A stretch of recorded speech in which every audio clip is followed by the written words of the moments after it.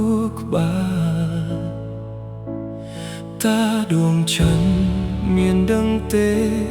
ថារូបខ្ញុំនេះគិតយ៉ាងណាដួងតារាដេចអ្នកនៅស្ងៀមត្រឹងតែបងឆ្ងល់នឹងខ្លួនឯងដេចលួចហួងហែងទៅលើមាសស្ងួន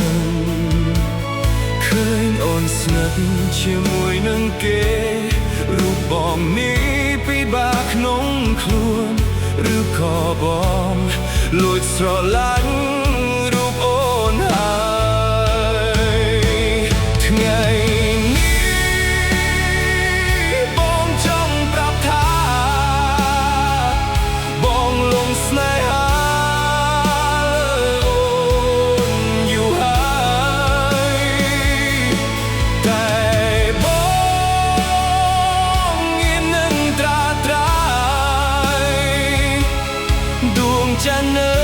យសូមជួយឆ្លើយខ្ញុំផង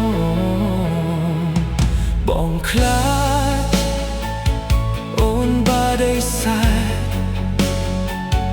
នេះជាមូលហេតុដែលបងលាក់បាំងនឹងអូនและអារម្មណ៍មិនហ៊ានសារភាពខ្លួនតូចទាបពិបាកនឹងឈូងលួងប្រឡោមដួងច័ន្ទថ្លាដូចជាអូន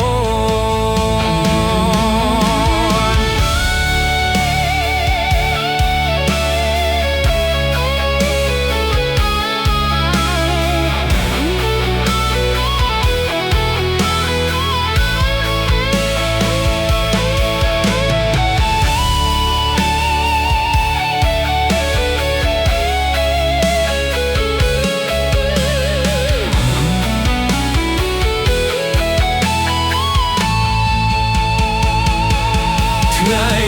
នេះបងចង់ប្រាប់ថា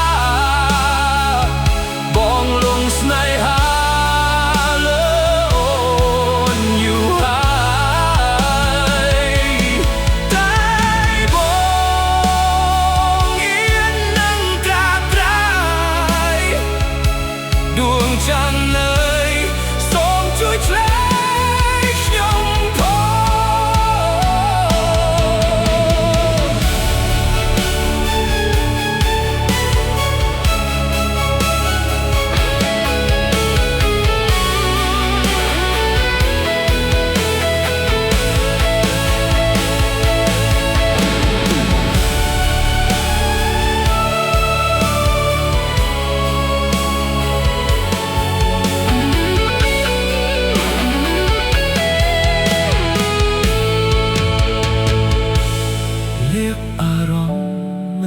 សាភាព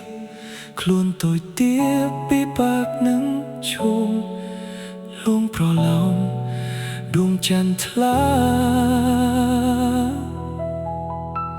ដូចជាអូ